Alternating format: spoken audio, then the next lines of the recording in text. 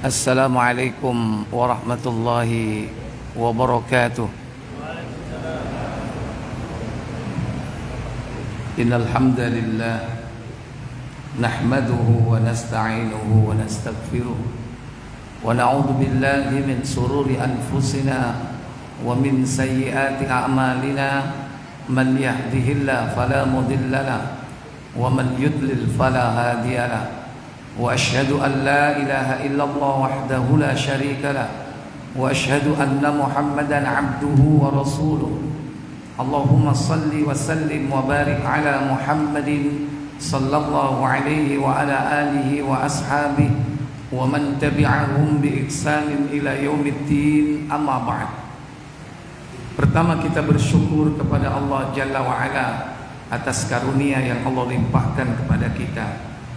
Pada malam yang berbahagia ini kita berjumpa kembali dalam satu aktivitas setelah kita melaksanakan sholat maghrib berjamaah di masjid yang kita cintai ini. Kita luangkan waktu sambil menunggu sholat berikutnya untuk mengkaji satu ayat dari Al-Quran, satu hadis dari Nabi yang mulia. Semoga Allah Tabaraka wa Ta'ala memberikan kemudahan kepada kita untuk mendapatkan ilmu yang bermanfaat, dimudahkan pula mengamalkannya dalam kehidupan kita sehari-hari, serta diberikan oleh Allah istiqomah. Semoga Allah memberi nikmat di akhir hidup kita kelak dengan husnul khatimah. Semoga salawat dan salam senantiasa tetap terlimpah kepada junjungan kita Nabi Muhammad sallallahu alaihi wasallam beserta seluruh keluarga dan keturunan beliau, para sahabat beliau dan seluruh pengikutnya hingga tibanya hari kiamat. Bapak Ibu, saudara-saudari yang dirahmati Allah, kajian kita tentang perjalanan akhirat pada malam ini kita akan mengambil judul akhir kehidupan dunia. Ada dua kalimat atau dua kata di judul tersebut, yakni akhir dunia. Dunia merupakan dimensi waktu yang terkandung di dalamnya segala macam nikmat-nikmat yang Allah berikan kepada siapapun yang hidup pada waktu itu. Dia tidak terlepas dari dimensi ruangnya. Terutama manusia diberikan ruang gerak kehidupan dunia dengan bertempat tinggal di bumi. Demikian pula musuhnya, yaitu asyaitan. Sebagaimana bapak moyang kita Adam dulu berseteru dengan dedengkot dari syaitan, yaitu iblis. Di bumi ini masing-masing mengambil bagian sebagai tempat tinggal. Iblis menempati lautan, manusia menempati daratan. Keduanya merupakan musuh bebuyutan. Dalam perjalanan hidupnya, setelah Allah turunkan keduanya dari surga, antara satu dengan yang lain tidak akan pernah berdamai, tidak akan pernah mengadakan satu perjanjian. Kalaupun ada manusia-manusia yang melakukan perjanjian dengan musuhnya di kalangan jin, maka itu sebagai bentuk kefasikan. Kecuali yang memang Allah Tabaraka wa Ta'ala karuniakan keutamaan, seperti Nabiullah Sulaiman, bukan membuat perjanjian dengan jin tapi menguasai bangsa jin. Adapun Nabi kita Muhammad sallallahu alaihi wasallam, beliau diutus bukan hanya untuk umat manusia, satu bangsa atau suku, tapi untuk kafatan linnas, seluruh umat manusia, bukan hanya untuk bangsa manusia, termasuk juga bangsa jin. Wa ma arsalnaka illa rahmatan lil alamin, dan tidaklah aku mengutus engkau Muhammad melainkan sebagai rahmat untuk seluruh alam. Maka manusia wajib mengikuti beliau, demikian pula jin wajib mengikuti beliau. Maka setelah mereka mendengarkan Al-Quran, di antara mereka ada yang beriman, masuk ke dalam Islam, tapi masih ada di kalangan mereka yang tetap pada kekafirannya. Dan itulah yang akan menjadi musuh kita, yang setiap saat berusaha untuk menggelincirkan manusia, untuk menjadi teman sebanyak-banyaknya pimpinan mereka, yaitu iblis. Dan Allah berjanji akan memenuhi jahanam itu dengan sebagian besar dari manusia dan jin. Maka dalam perjalanan hidupnya di dunia ini, antara satu dengan yang lain saling menjatuhkan, saling berusaha untuk memenangkan perhelatan, karena syaitan itu adalah musuh yang nyata bagi kita, sekalipun tidak tampak oleh mata kita. Maka manusia diberikan kesempatan hidup tidak lama di muka bumi ini, sebagaimana umurnya atau ajalnya masing-masing diberikan oleh Allah.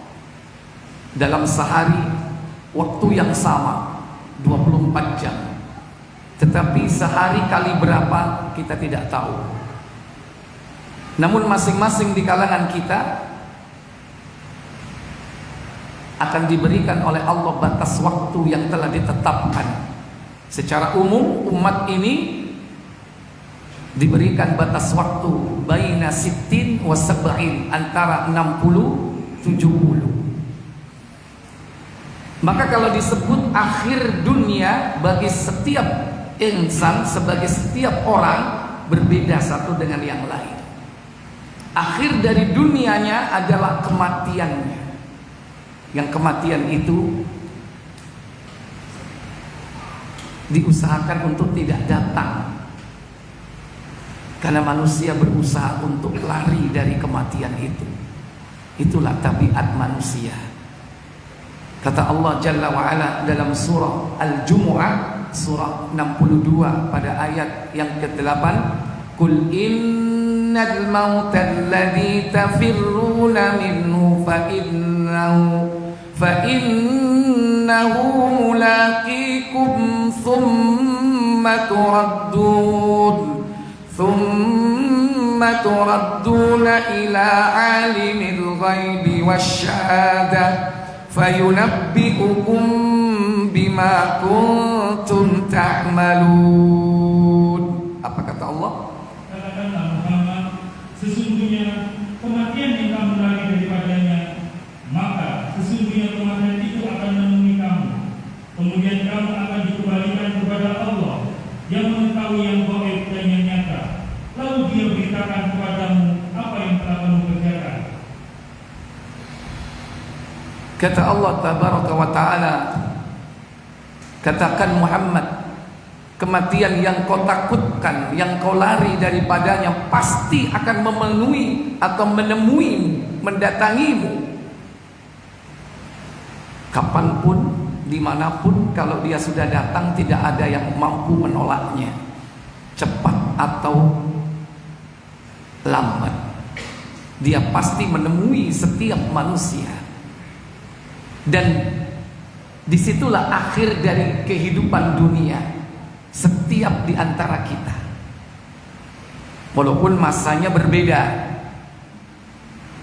Ada yang mungkin pada waktu usia di bawah 5 tahun dia sudah meninggal, ada yang sampai balik, ada yang belum balik, ada yang sudah menikah, ada yang belum menikah, ada yang sudah punya anak, ada yang masih muda belia, ada yang sudah dewasa, ada yang sudah tua renta, berbeda satu dengan yang lain. Maka saat kematian itu datang, berakhirlah kehidupan dunia bagi mereka, karena mereka akan masuk ke dalam alamul barzakh, alam kubur. Bapak Ibu yang dirahmati Allah Jalla wa'ala, namun ada kalanya kematian itu datang secara bersamaan,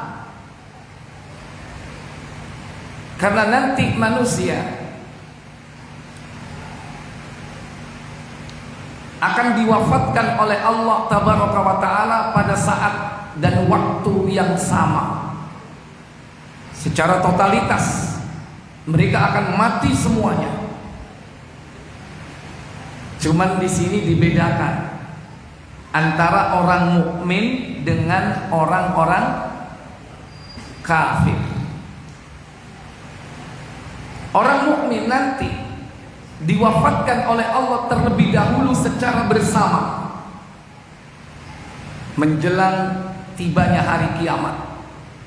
Baru kemudian secara total seluruh manusia, khususnya orang kafir, diwafatkan oleh Allah atau dimatikan oleh Allah pada saat kehancuran alam ini. Jadi orang beriman gak akan berjumpa dengan kiamat kubro, karena Allah akan wafatkan mereka terlebih dahulu. Coba dibuka Sahih Muslim 2468.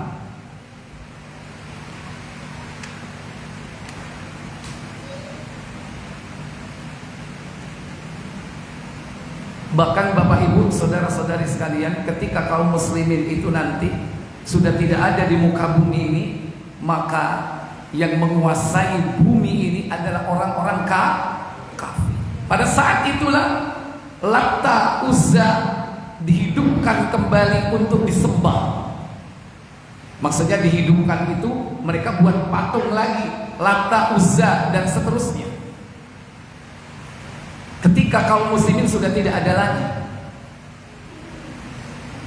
apa kata Nabi Sallallahu Alaihi Wasallam? Dari Aisyah radhiyallahu anha, katanya dia mendengar Rasulullah SAW bersabda. Apa sabda beliau? Belum akan pergi malam dan siang atau terjadi kiamat sebelum disembah orang kembali Lata dan Uzza. Nah, itu kata Nabi Sallallahu Alaihi Wasallam. La tadhhabul lailu wan nahar, tidak akan pergi malam dan siang hatta tu'bada al-Lata wal Uzza, hingga Lata dan Uzza disembah kembali. Maksud belum terjadi atau belum pergi malam dan siang, maksudnya la taqumus sa'ah, tidak akan terjadi hari kiamat hingga nanti manusia menyembah kepada Lata dan Uzza. Kemudian tanya Aisyah, ya Rasulullah, bagaimana dengan firman Allah yang mengatakan di dalam surat At-Taubah ayat 33, yang artinya Dia atau Allah telah mengutus Rasulnya dengan petunjuk Al-Quran dan dengan agama yang benar, yaitu Islam, untuk dimenangkannya atas segala agama, walaupun orang-orang musyrik tidak menyukainya. Ayat 33 dalam surah At-Taubah, huwallazi arsala rasulahu bil huda wa dinil haqq liyudhhirahu 'ala ad-din kulli walau karihal musyrikun. Dialah Allah yang telah mengutus Rasul Muhammad sallallahu alaihi wasallam dengan petunjuk Al-Quran dan As-Sunnah. Untuk apa? Liyudhhirahu 'ala ad-din kulli, untuk menghancurkan, mengalahkan semua agama, sistem. Semua agama akan dikalahkan, yang dimenangkan adalah Islam. Walaupun orang-orang musyrik benci sampai hari ini. Ayat ini dipikir oleh Aisyah berarti akhir dari semuanya dimenangkan oleh orang Islam. Bumi ini akan diwariskan kepada orang Islam sampai kiamat. Ternyata tidak. Jadi lakone iku sing akhir wong kafir apa wong Islam? Wong kafir. Dan itu karunia dari Allah Jalla wa'ala. Orang Islam itu diwafatkan. Justru itu kemenangan. Ketika orang kafir melihat orang-orang muslim mati semua, mereka pada seneng gak? Pada seneng gak mereka? Mampus lu. Padahal itu karunia dari Allah Jalla wa'ala. Lanjut. Aku menduga bahwa ketika ayat itu diturunkan, perihal orang-orang menyembah berhala telah selesai. Iya, ternyata belum selesai. Para penyembah berhala masih ada sampai hari ini. Ternyata orang-orang musyrik ini masih akan tetap melakukan itu. Dan itu cikal bakal nanti akan semakin berkembang setelah kaum muslimin diwafatkan oleh Allah. Lantas jawab Rasulullah SAW, yang demikian bakal terjadi dengan kuasa Allah. Allah akan meniupkan angin yang baik, maka wafatlah setiap orang yang ada iman dalam dadanya. Iya, Nabi SAW mengatakan, yub'ats rihan thayyiban. Allah Jalla wa'ala mengutus angin yang baik. Dalam riwayat Muslim di situ disebutkan melewati ketiak-ketiak mereka. Itu di hadis yang panjang tentang Dajjal setelah mati dibunuh oleh Nabi Allah Isa, keluar bangsa Ya'juj Ma'juj, dikalahkan oleh kaum muslimin menang. Setelah itu kaum muslimin mendapatkan nikmat di dunia sebagai pemimpin yang menguasai bumi ini, tapi tidak berjalan lama. Allah tetapkan setelah itu matahari terbit dari sebelah barat. Saat itulah pintu taubat tertutup. Yang sudah beriman sebelum itu mereka akan tetap beriman. Yang sebelum itu beriman, sebelum kejadian itu tidak beriman, maka dia akan tetap kafir sampai hari kiamat. Maka terjadilah dua kelompok besar. Dan nanti akan dipertegas dengan munculnya dabbatul ardi, binatang melata yang keluar dari perut bumi, membawa cincin Nabi Sulaiman, tongkat Nabi Musa. Orang kafir disentuh dengan tongkatnya Nabi Musa, wajahnya menjadi hitam legam. Orang mukmin disentuh dengan cincin Sulaiman, wajahnya putih bersinar. Maka terjadilah golongan besar, black and white, hitam putih. Saat itu sudah tidak ada grey.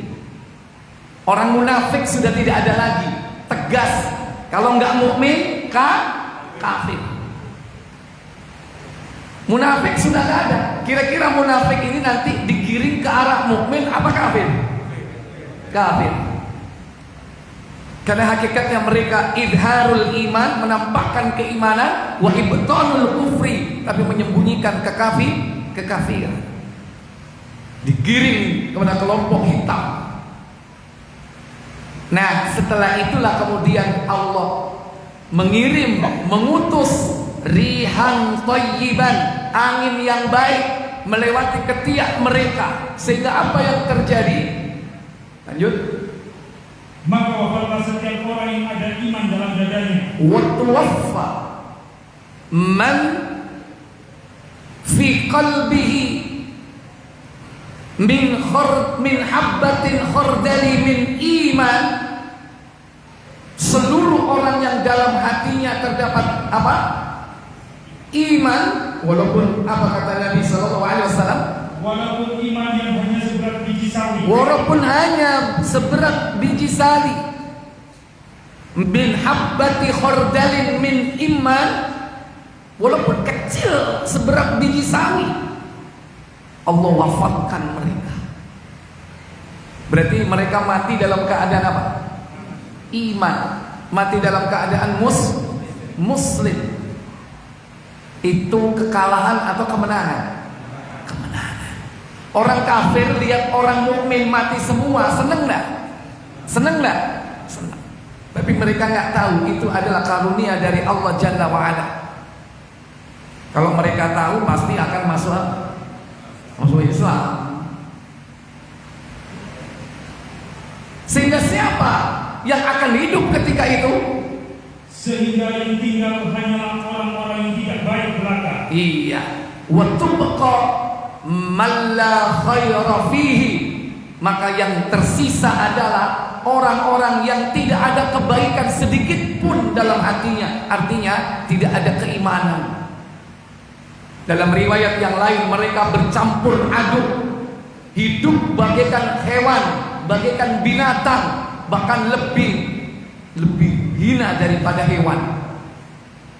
Kal an'am, seperti hewan ternak, balhum adall, bahkan lebih rendah daripada hewan ternak. Mereka hidup sakarpe dhewe, paten-patenan, lanang wedok ketemu laku wis kaya hewan persis. Itu yang terjadi.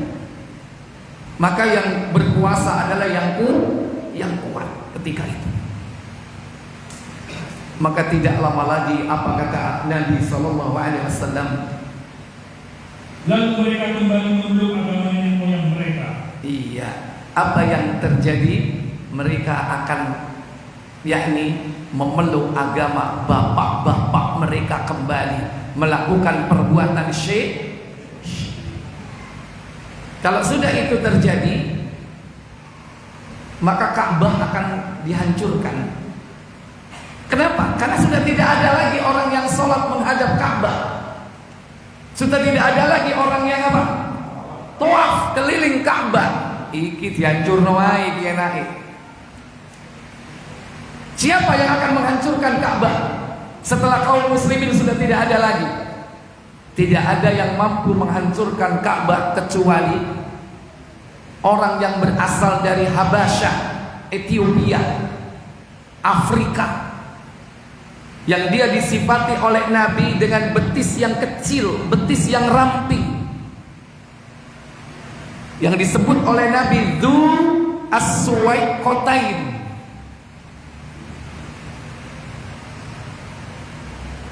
Coba dibaca sesudahnya itu sekitar 2470 ya. 2470. Silakan.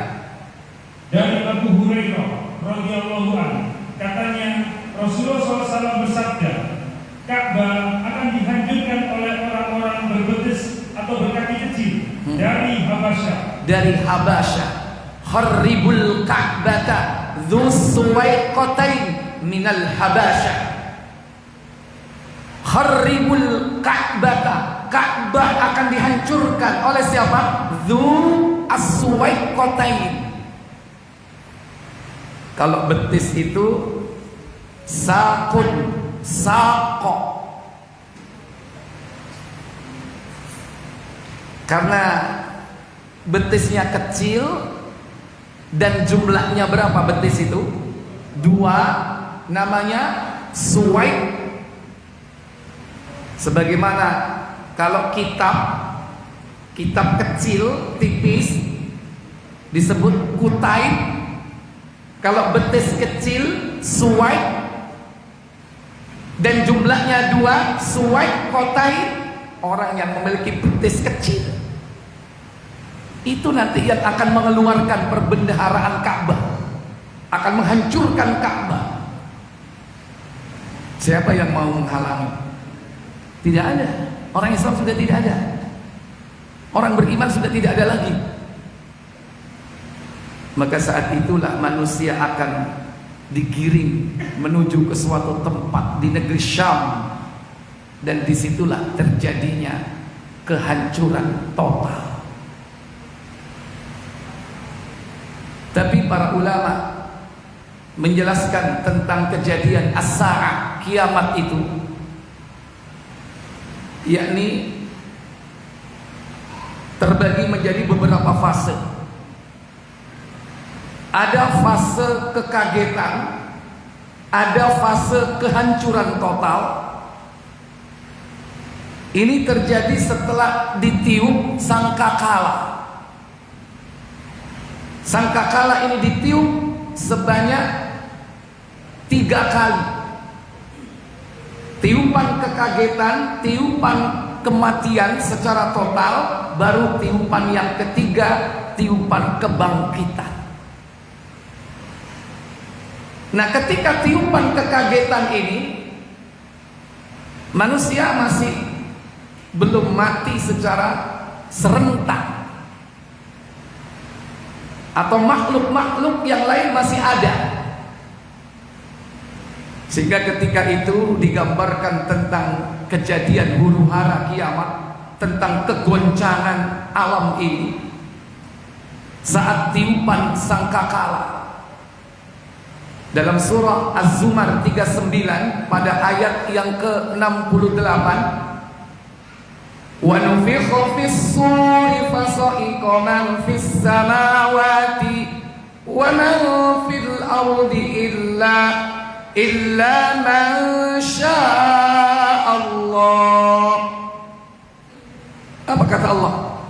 Dan ditiuplah sangkakala, maka matilah siapa yang di langit dan di bumi, kecuali siapa yang dikehendaki Allah. Ini tiupan yang kedua, kematian secara total. Tapi tiupan pertama digambarkan oleh Allah Tabaraka wa Ta'ala, yaitu dalam surah Al-Hajj. Coba dibuka surah 22, surah Al-Hajj, yakni dibuka pada ayat yang pertama ya, insyaallah, dan seterusnya. Allah Tabaraka wa Ta'ala berfirman dalam ayat tersebut, ya ayyuhan nasu taqu rabbakum inna zalzalatas sa'ati syai'un 'azim. Apa kata Allah? Hai manusia, bertakwalah kepada Rabbmu. Sesungguhnya kegoncangan hari kiamat itu adalah suatu kejadian yang sangat besar, dahsyat. Terjadinya kegoncangan yang dahsyat. Zalzalatas sa'ah, kegoncangan pada hari kiamat itu syai'un 'azim, sesuatu yang sangat dahsyat. Bagaimana kedahsyatannya? Allah gambarkan pada ayat berikutnya. Yauma tarawnaha tad'alu kullu murdi'atin amma arda'at wa tad'u kullu dhati hamlin hamlaha wa taran nasa sukara wa ma hum bisukara walakin adzaballahi syadid. Apa kata Allah? Ingatlah pada hari ketika kamu melihat kegoncangan itu, ialah semua wanita yang menyusui anaknya dari anak yang disusuinya, dan gugurlah kandungan segala wanita yang hamil. Dan kamu lihat manusia dalam keadaan mabuk, padahal sebenarnya mereka tidak mabuk. Akan tetapi azab Allah itu sangat keras. Iya, ada 3 di sini disebutkan tentang sifat-sifat kegoncangan hari kiamat itu. Disebutkan yauma tarawna tadhalu kullu murdi'atin, setiap orang yang menyusui pada saat itu amma arda'at, melemparkan bayi yang disusuinya. Padahal orang yang paling punya rasa kasih sayang yang tinggi itu ibu ketika menyusui anaknya. Pada saat itu terjadi proses internalisasi kasih sayang kepada anaknya, tapi mereka sudah tidak mau tahu. Kenapa? Karena dahsyatnya, sampai bayinya dilemparkan. Wa tad'u kullu dhati hamlin hamlaha, orang yang hamil langsung keguguran. Wa taran nasa sukara, dan kau melihat manusia itu sakran. Sakran itu apa? Mendem, seperti mabuk. Padahal kata Allah, wa ma hum bisukara, sebetulnya mereka tidak mabuk. Walakinna adzaballahi syadid, akan tetapi pada saat itu Begitu dahsyatnya siksa Allah itu. Berarti kalau ada orang yang menyusui, kalau ada orang yang hamil, berarti aktivitas kehidupan masih berjalan tidak? Masih berjalan enggak? Tapi ketika itu orang mukmin ada atau tidak? Sudah tidak ada lagi. Tinggal orang apa pada saat itu? Kafir. Orang kafir masih mana enggak? Masih. Entah itu pakai nikah atau enggak nikah, bukan urusan ya kan? Yang jelas Allah katakan di sini mereka apa? Hamil. Enggak tahu itu hamilnya pakai nikah apa enggak? Penghulu sudah enggak ada. Kemana penghulu? Mati penghulunya. Bukan pensiun, mati sudah.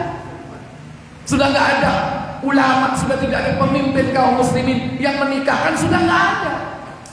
Tapi tetap saja dia hamil, anaknya lahir, menyusui.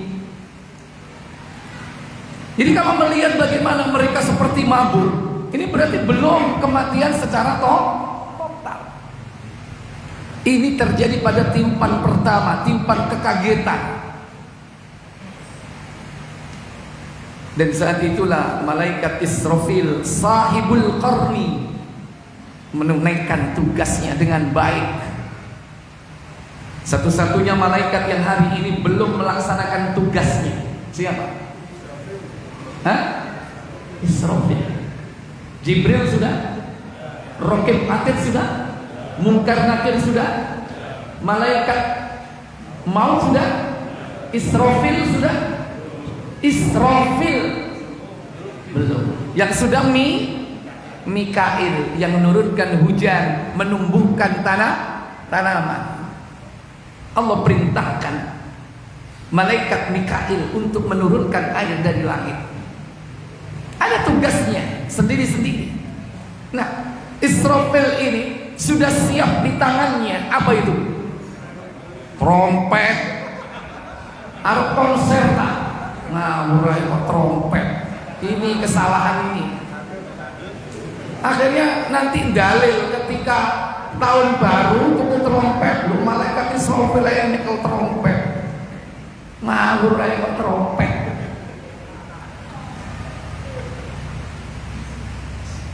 Kalau pada ayat tadi disebutkan apa?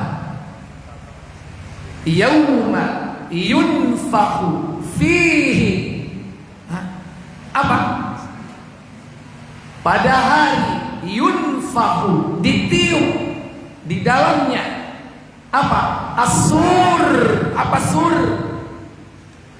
Asur. Buka Tirmidzi nomor 43.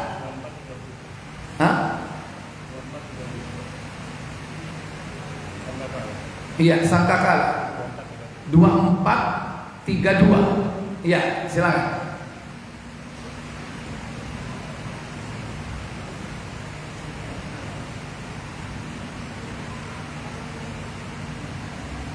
Orang Arab Badui ketika itu bertanya tentang Asur.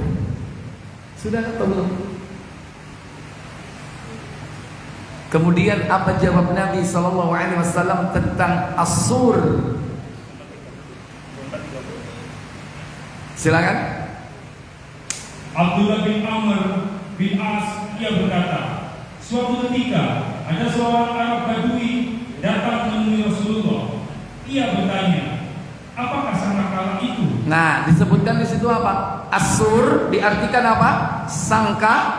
Sangkakala. Terus beliau menjawab, tanduk yang ditiup. Masur, kata orang itu. Apakah asur itu? Nabi menjawab, asur qarnun yunfakhu fihi. Qarnun, apa itu? Tanduk. Tanduk yang ditiup. Ternyata dari apa? Tanduk. Cuman ente gak perlu berpikir iku sundange opo, terus gedene sak piro. Pokoknya Nabi menyebutkan apa di situ? Tanduk. Kornun itu tanduk. Makanya dulu ada Dzulqarnain. Dzu yang memiliki Qarnain, dua tanduk. Dijelaskan dalam tafsir Dzu al-Qarnain yang memiliki dua tanduk itu bisa bermakna majazi, bisa bermakna hakiki. Makna hakiki adalah memang Dzulqarnain itu dia memiliki di kepalanya dua tonjolan seperti tanduk. Asli, bukan dibuat-buat kayak koplo. Bukan Viking yang tanduknya palsu, ya, asli. Ini pengertian hakiki. Pengertian majazi, Dzulqarnain yang memiliki dua tanduk diterangkan dalam tafsir Ibnu Katsir, yaitu orang yang memiliki kekuasaan dari timur dan barat.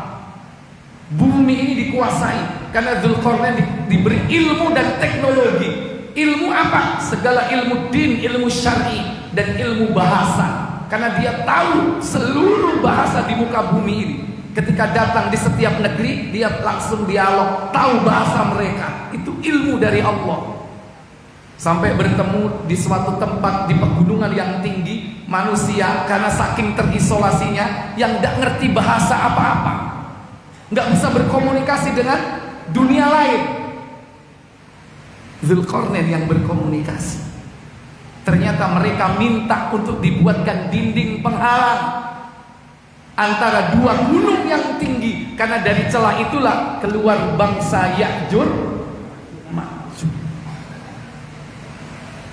Nah itu Dzulqarnain. Tapi kalau yang disebut di sini Israfil, beliau disebut dengan apa? Sahibul Qarni. Sahibul Qarni, yaitu yang memiliki tanduk, yang memiliki tanduk, maksudnya dia memegang tanduk, yang tanduknya itu siap ditiup sewaktu-waktu, tinggal menunggu komando dari Allah Tabaraka wa Ta'ala. Di dalam hadis dibuka Tirmidzi 3243 3243, malaikat Israfil ini siap menunggu komando dari Allah Tabaraka wa Ta'ala untuk meniup sangkakala. 3243.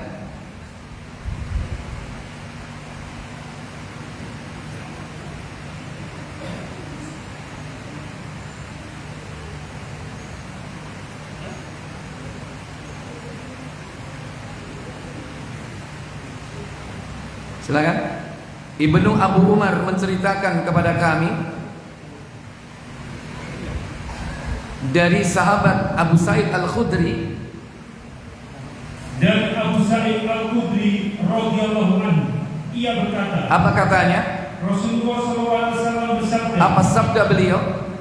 Bagaimana aku merasa senang sedangkan pemilik tanduk, yaitu sangkakala, telah memasukkannya dalam mulutnya. Iya, kaifa an'amu wa qad altaqama sahibul qarnil qarna. Bagaimana aku bisa merasa tenang, merasa nikmat dalam hidup ini, sementara sahibul qarni disebutkan di situ. Sahibul qarni, pemilik apa? Pemilik tanduk.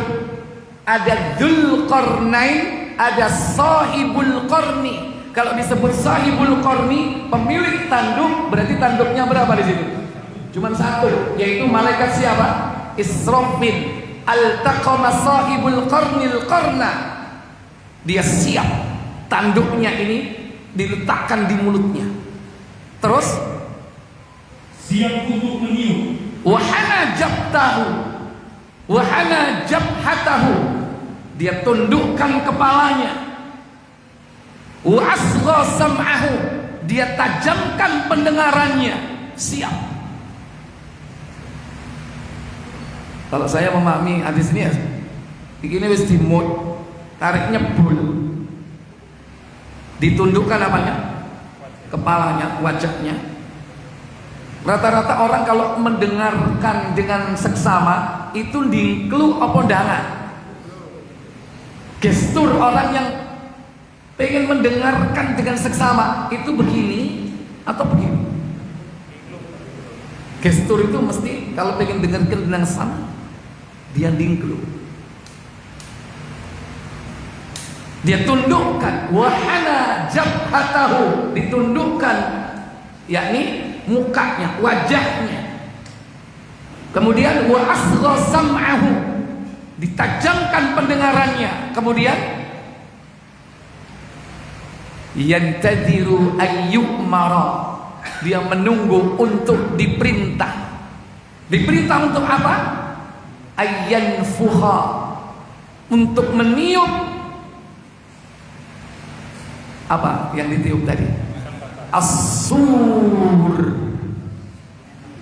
sangkakala. As-sur, sangkakala. Itu mungkin barangkali arti yang mungkin ya lebih selamat daripada trompet, ya kan? Kenapa? Satu, jangan diartikan trompet. Karena ketika malaikat Israfil meniup, dinikmati atau terjadi ketidakenakan? Ketidakenakan, ketidaksenangan, penderitaan. Nek trompet itu untuk apa? Untuk kesenangan, ya kan? Beda ini. Kalau ada orang yang beli trompet tahun baru dengan dalih malaikat Israfil bawa trompet, satu, itu bukan trompet. Kedua, bukan untuk dinikmati. Kalau Israfil niup, ora kabeh. Ojo digambarno kaya Kenichi nggawa saksofon. Gak dinikmati. Kemudian apa kata Nabi sallallahu alaihi wasallam? Fayanfuh. Lanjut. Siap untuk meniup, menundukkan dahinya atau wajahnya dan menajamkan pendengarannya, menunggu perintah untuk ditiup. Apabila sudah diperintahkan, maka dia pun segera meniupnya. Kaum muslimin bertanya, lantas apa yang kami katakan, wahai Rasulullah? Fakaifa naqul, kalau sudah demikian apa yang harus kami ucapkan wahai Rasul? Melihat cerita beliau yang mengerikan seperti itu, menakutkan seperti itu, apa yang harus aku ucapkan? Apa kata beliau? Rasulullah SAW menjawab, katakanlah, cukuplah Allah bagi kami dan dialah sebaik-baik wakil. Terus kami bertawakal kepada Allah, Rabb kami. Bunallah wa ni'mal wakil wa 'ala Allahi tawakkalna. Ya, itu yang harus diucapkan. Hasbunallah wa ni'mal wakil wa 'ala Allah, atau wa 'ala rabbuna tawakkalna, wa 'ala rabbina tawakkalna, atau wa 'ala Allahi tawakkalna. Sama. Coba, hasbunallah wa ni'mal wakil wa 'ala Allahi tawakkalna. Apa ono gampang iki?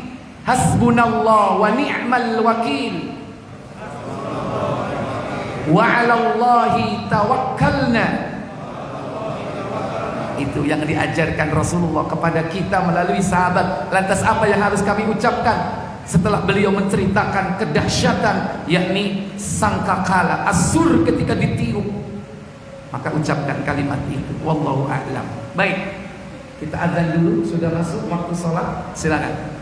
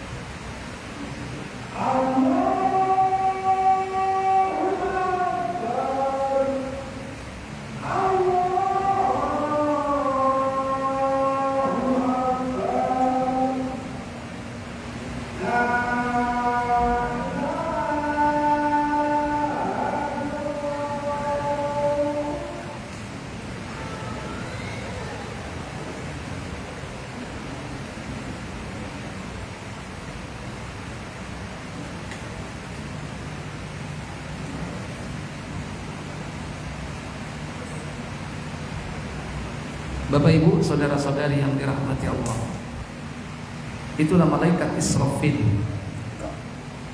sahibul qarni. Kalau melihat dari beberapa riwayat hadis yang sudah kita pelajari, ada kalanya malaikat itu dibekali oleh Allah Jalla wa'ala dengan apa? Palu.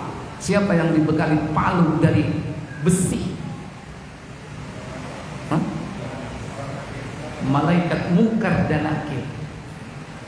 Siapa yang dibekali oleh Allah Jalla wa'ala dengan qarnun, sebuah tanduk? Malaikat Israfil.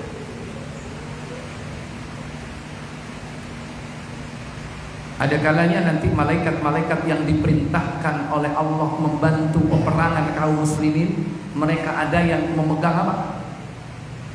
Cambuk.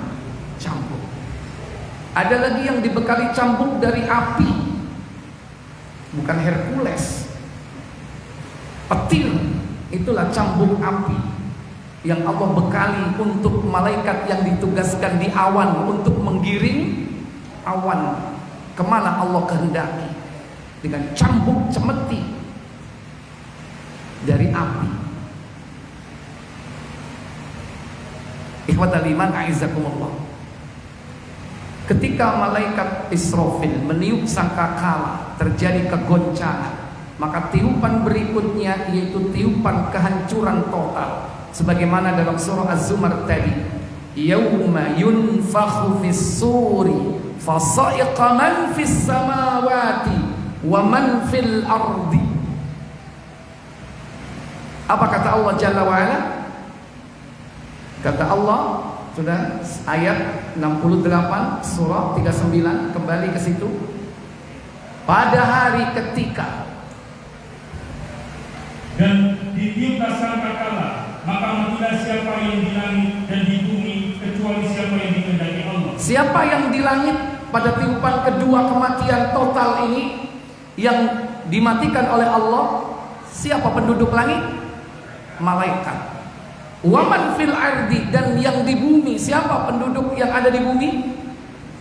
Manusia. Selain manusia ada siapa lagi? Jin. Adalah apa lagi? Hewan. Semua mati. Dalam sebuah riwayat Allah Jalla wa'ala, matwiyatun biyamini, menggenggam langit.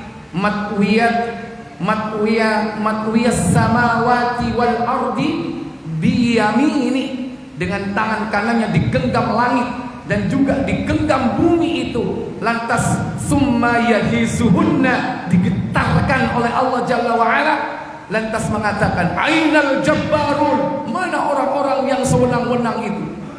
Ainal mutakabbirun, mana orang yang sombong itu?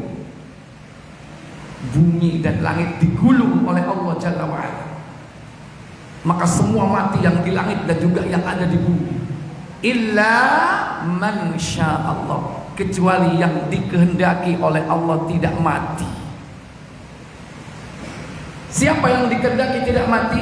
Imam Ibnul Qayyim Al-Jauziyah dalam kitab beliau Ar-Ruh, yang tidak mati itu pertama 4 malaikat. Malaikat Jibril, malaikat Mikail, malaikat Israfil, dan malakul maut. 4 ini yang tidak mati. Berdasarkan riwayat dari Muqattil bin Hayyan, dinukil dalam kitab Ar-Ruh Imam Ibnul Qayyim Al-Jauziyah. Yang kedua, ditambah lagi dalam kitab Fathul Bari, Imam Ibnu Hajar Al-Asqalani menambahkan siapa? Yakni malaikat hamalatul arsh, malaikat yang memikul arsh. Ada berapa jumlah malaikat pemikul arsh? Hah? Berapa? Ada 8 jumlah malaikat yang memikul arsh. Yang malaikat arsh ini, satu malaikat itu memiliki telinga sampai pundaknya ini, jaraknya seperti jarak langit dan bumi. Antara telinga dan pundak ini jaraknya seperti jarak langit dan bumi. Jumlahnya 8. Memikul arsh. Berarti besar mana yang memikul dan yang dipikul? Hah? Yang dipikul, yaitu apa yang dipikul? Arsh. Ditambah lagi dalam Musnad Imam Ahmad, yang tidak mati itu tidak lain adalah Ridwan dan Malik, penjaga surga dan neraka. Itu yang dikecualikan tidak mati. Kemudian ditambah lagi yang ada di neraka. Apa itu? Ular dan kalajengking yang menyiksa. Karena mereka yang punya ruh ini tidak dimatikan. Dan terakhir yaitu pendapat dari Imam Ibnu Taimiyah, yang tidak dimatikan itu ditambah lagi siapa? Para bidadari surga.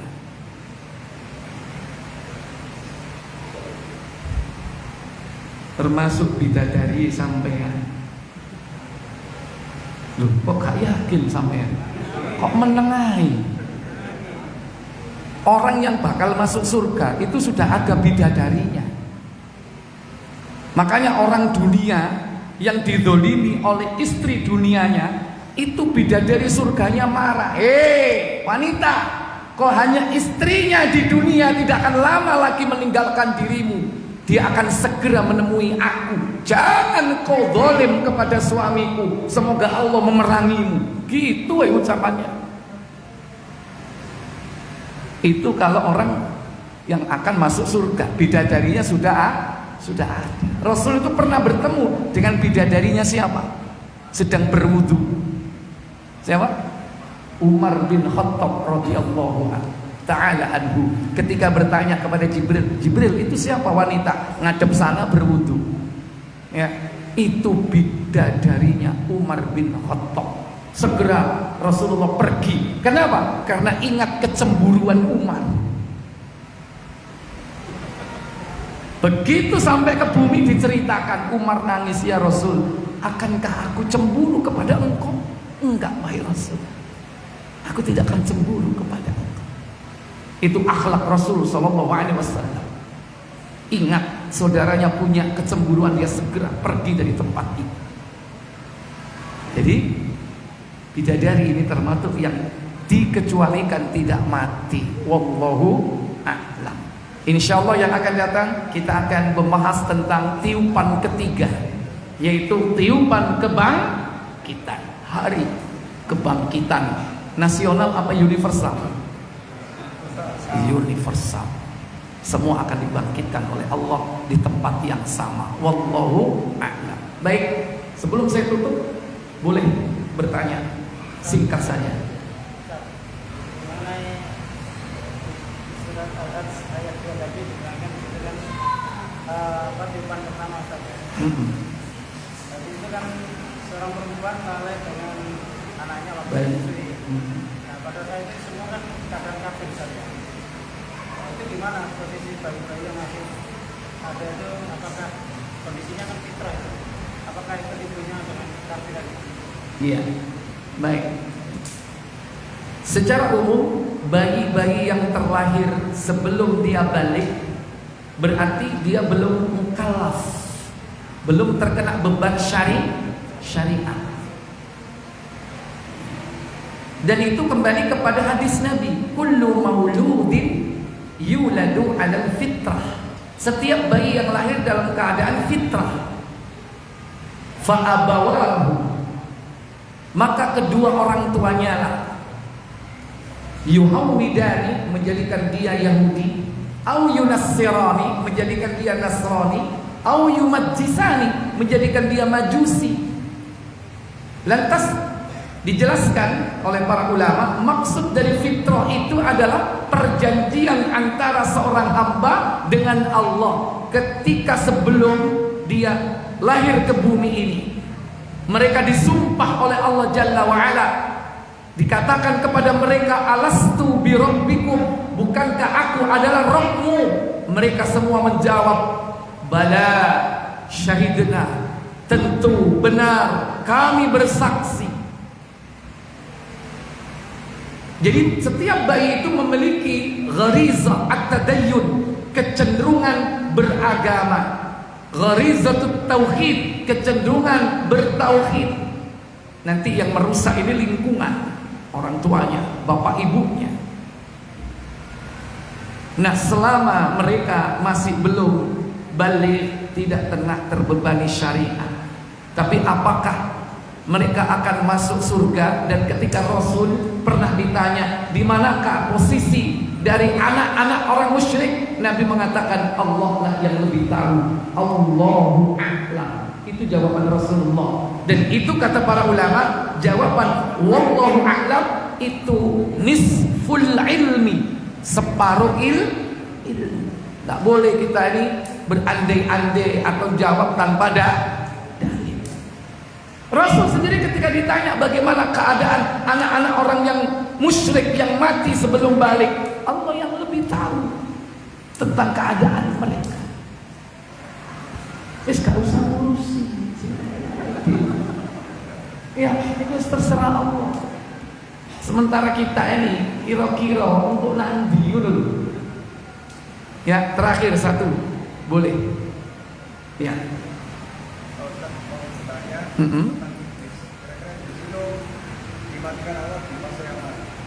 Iya, iblis.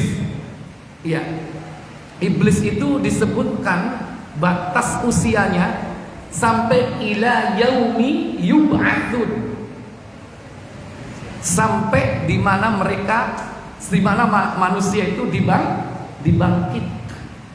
Tapi iblis itu dari golongan apa? Jin. Jin itu mati atau tidak? Mati, sama seperti kita. Dia punya ruh dan dia jasadnya terbuat dasarnya dari api. Nanti akan dipisah antara ruhnya dan jasadnya. Akan dimatikan karena jin itu sama seperti kita. Cuman bedanya bahan dasarnya saja. Sementara kita awalnya bapak kita dari tin kal fakhar, yaitu dari tanah lumpur seperti tembikar. Selanjutnya keturunannya adalah apa? Min sulalatin min tin, dari saripati tanah. Nanti wujudnya berupa apa? Nutfah, air mani, laki dan perempuan bertemu, spermatozoa dan ovum zigot bertemu. Itu perkembangannya. Tapi tetap makhluk Allah ini akan dimatikan. Jin dia sama seperti kita, punya akal, punya nafsu, kawin, makan, minum, punya rumah, berumah tangga, beranak pinak, sama persis. Di kalangan mereka juga ada profesi-profesi, ahli kedokteran, ahli membuat bangunan, tukang, kernet, waduh. Cuman kita nggak tahu secara kasat mata, melihat langsung nggak bisa. Dan kalau ada orang yang bisa melihat mereka, itu cacat, bukan kelebihan. Kadang orang bilang, hebat, punya indera keenam. Islam nggak kenal indera keenam. Kalau indera sopo kenal, sopo. Nggak ada, itu cacat orang seperti itu.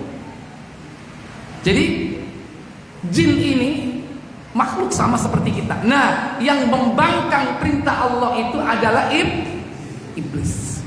Coba buka surah Al-A'raf, surat yang ke-7, yaitu pada ayat yang ke-16. Coba dibuka.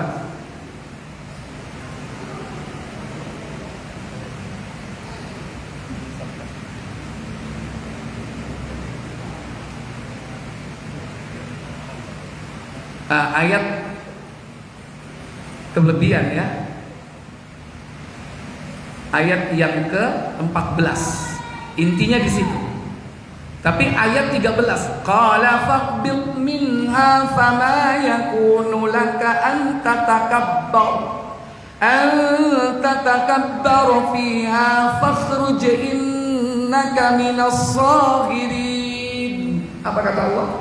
Allah berfirman, turunlah kamu dari surga itu, karena kamu sepatutnya menyombongkan diri di dalamnya. Maka keluarlah, sesungguhnya kamu termasuk orang-orang yang hina. Qala anzirni ila yaumi yub'atsun. Apa katanya? Iblis menjawab, beri tangguhlah saya sampai waktu mereka dibangkitkan. Ila yaumi yub'atsun, sampai mereka dibangkitkan. Itu batas akhirnya ketika manusia dibangkitkan, yaitu tiupan yang keberapa? Tiupan yang ketiga. Berarti batas akhir kehidupan iblis sampai di situ. Akan dicabut nyawanya, akan dimatikan, tapi nanti akan dibangkitkan bersama-sama ketika tiupan ketiga itu. Akan dikumpulkan sama seperti kita, bangsa jin, akan dimintai pertanggungjawaban. Ada kalanya permintaan iblis itu dikabulkan. Contohnya permintaan ini. Iblis mengatakan, qala anzirni ila yaumi yub'atsun, beri tangguh kami usia panjang sampai mereka dibangkitkan, yaitu hari kiamat. Dikabulkan enggak sama Allah permintaan iblis? Qala innaka minal mundharin. Apa kata Allah? Ya, ayat 15 ya. Allah berfirman, sesungguhnya kamu termasuk mereka yang diberi tangguh. Ya wis, kon tak dawokno umurmu sampai menungso dibangkitkan di hari kiamat. Dikabulkan sama Allah Jalla wa'ala. Berarti sekarang ini iblis sudah mati atau masih hidup? Dan itulah kelemahan kita secara strategi dan taktik. Kita ini terputus Pak dari para nabi. Jangankan Nabi Adam, sama Nabi kita terakhir Nabi Adam, terputus nggak kita untuk mengakses informasi? Terputus nggak? Terputus. Coba sampai yang datang ke kubur Nabi konsultasi, ono sing jawab nggak? Nggak ada. Tapi jin, syaitan, rajanya iblis seorang nggak? Masih hidup nggak? Sehingga dia mengetahui lini masa perjalanan kehidupan, bagaimana menggoda para nabi dan rasul. Bank datanya lengkap nggak? Bank datanya lengkap nggak? Kalau ada syaitan, bala tentaranya lapor, saya pengen menggoda Abu Jundi. Gimana caranya model orang seperti ini digoda? Ada nggak file-filenya dulu? Seperti apa orang ini? Bisa jadi nanti, oh ini cocok ambil orang namanya ini, cara godanya begini. Kenapa? Karena dia masih hidup sejak zaman Adam sampai hari ini masih hidup. Bisa diakses datanya, bisa konsul, bisa tanya jawab bagaimana cara menggoda fulan bin fulan, menggoda fulan bin fulan. Mereka punya pengalaman dan itu terikot. Secara strategi dan taktik kita kalah nggak? Yang kedua, mereka bisa lihat kita nggak bisa lihat dia. Kalah nggak? Kalah. Tapi Allah memberikan senjata yang luar biasa untuk mengalahkan mereka. Apa? Ad-du'a wa dzikrullah. Doa dan zikir. Makanya jangan sampai kalah. Contoh saja, ketika kita masuk kamar mandi, iya kan? Kamar mandi itu tempatnya apa? Setan laki dan perempuan. Kalau kita lupa tidak baca doa Bismillah, Allahumma inni a'udzubika minal khubuthi wal khaba'ith, maka mereka bisa lihat aurat kita. Ojo-ojo nggawe video klip deh, metu nang YouTube jin. Mereka juga punya medsos juga. Tapi sampean nggak pernah tahu ya kan? Canggih teknologi mereka juga sama seperti kita.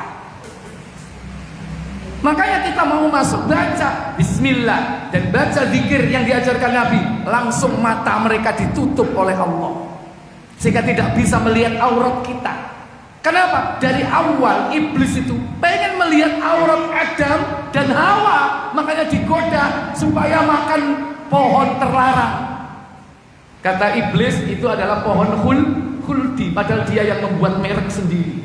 Pohon kekekalan, supaya katanya kon makane gak oleh mangan iki supaya gak kekal, supaya kon bakal metu teko surga.